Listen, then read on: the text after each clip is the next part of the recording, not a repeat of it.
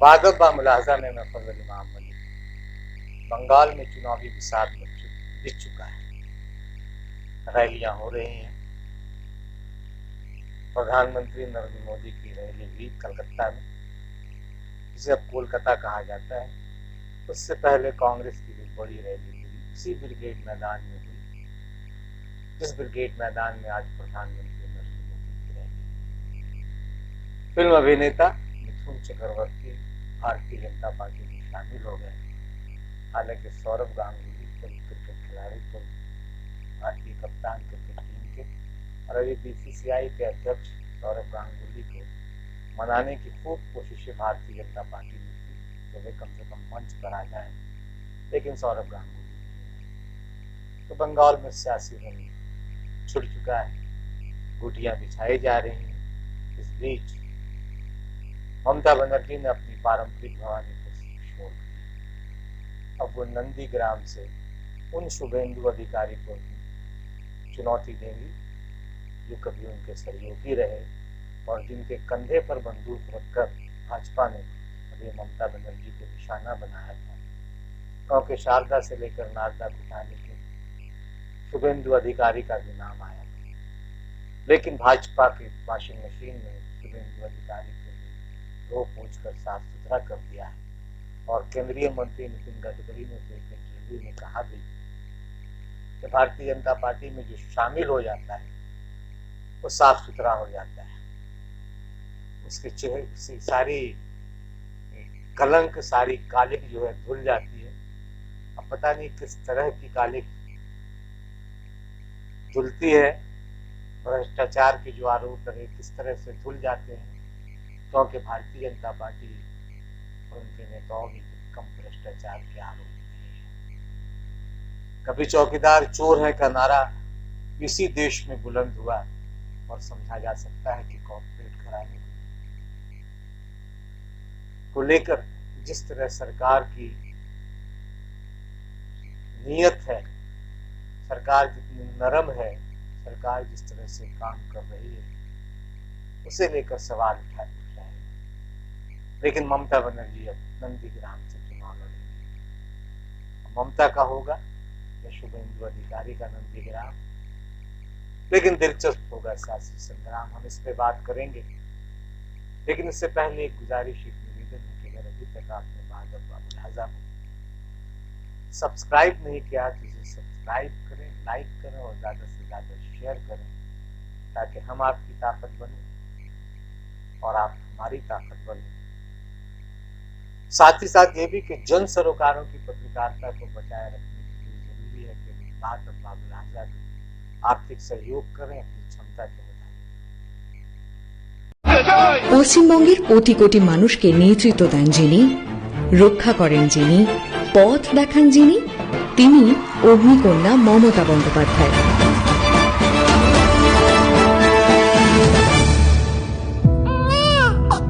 1955 সালের 5ই জানুয়ারি কালীঘাটের প্রমীলেশ্বর বন্দ্যোপাধ্যায় ও গায়ত্রী দেবীর পরিবারে জন্মগ্রহণ করেন মমতা।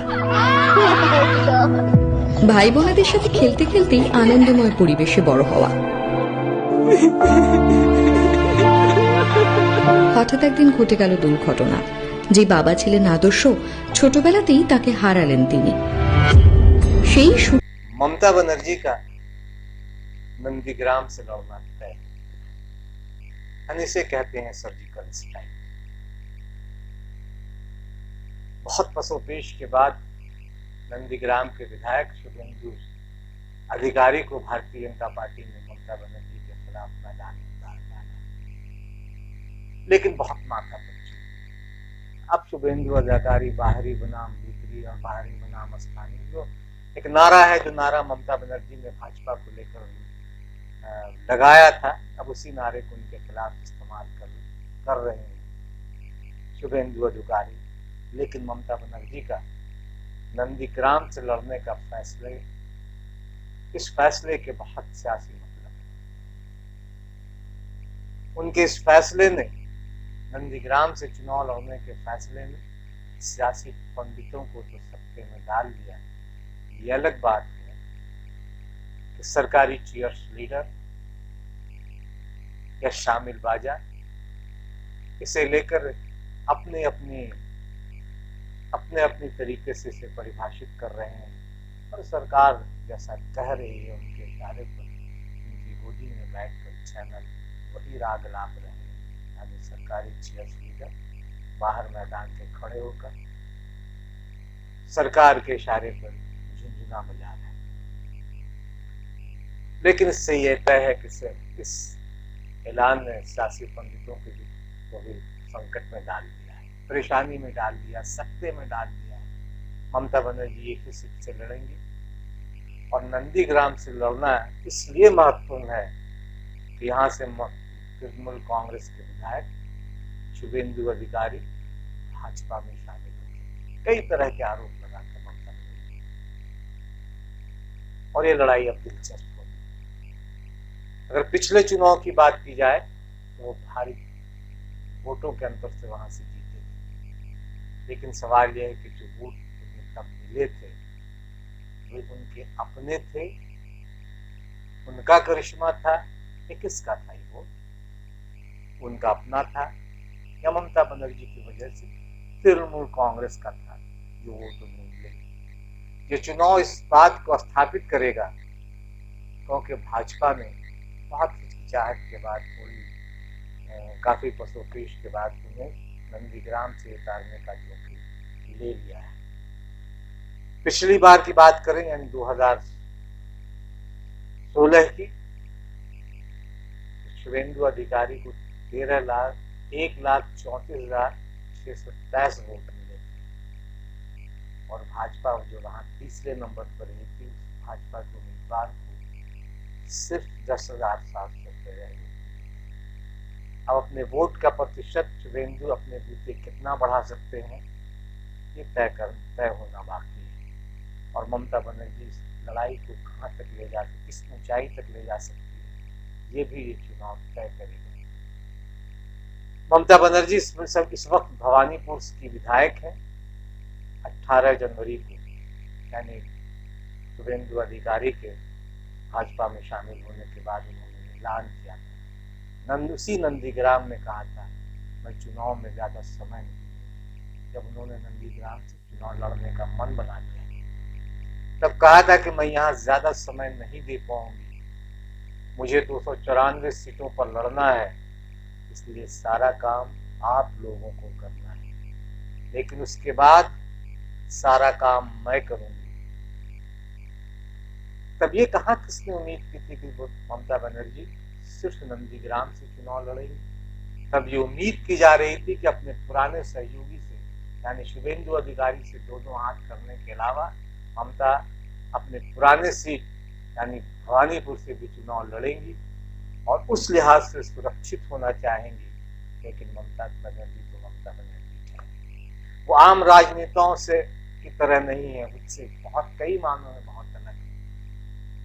हालांकि तब उन्होंने ये भी कहा था कि भवानीपुर से नहीं लड़ना, वहां के लोगों को बुरा लग सकता है, इसलिए जो रास्ता उन्होंने चुना है वो कठिन है, वह आसान नहीं है। चुनाव हारना और जीतना एक अलग बात है, पर लड़ना इसे ही कहा जा सकता है, और ये काम ममता बनर्जी ही कर सकती है, कोई दूसरा नहीं। इस देश में बहुत सारे नेताओं को देखा होगा जो सुरक्षित सीट पे अपने लिए चुनते हैं, लेकिन ममता बनर्जी ने ऐसा नहीं किया।